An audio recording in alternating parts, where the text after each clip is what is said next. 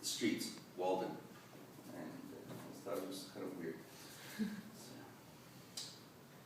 The newspaper talks to me and the television interrupts. I'm clipping parts of my life to tape to the wall. All my hope has been downloaded and I can't remember where I saved it. Gone is the forest and the beaver pond where we played hockey as children. It's houses now in a street called Walden. Generations before ours lost so much more, but we learned to cry into the camera, into the microphone. And I asked, should I grind fair trade coffee or drink Nescafe? What is more authentic, you, me, discount distractions, or cultural ADD?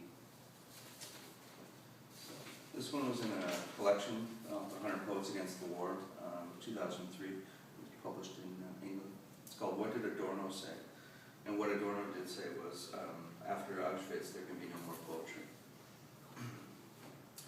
Do you think anything really matters in the extreme? Do you think country should be capitalized? Is it any different now that the war is over and the bodies found and the bodies counted? And the bodies will continue to be found, will continue to be found.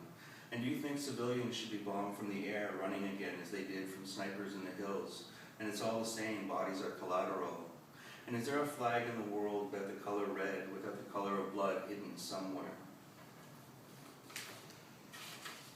This one's called Museums. The bright light shines, and it shows that nobody's shadow is clear. And I can see things in the light, the unambiguous strain of capitulation on your face. In the flea markets, they are selling the history of the 20th century, kitsch objects of ironic value. And at night, the museums are dark. At night, everything becomes a museum. And I close the computer, and it becomes a museum of my thought. When it opens, I see my words behind a glass screen, and my mind is a museum of memories. And I have a few objects, a few photos, some words written to accompany them. And I often argue with myself what is valuable and what can be thrown away.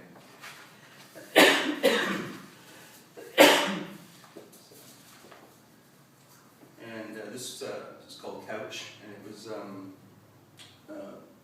influenced by a magazine article I read in it's a literary journal called People Magazine. And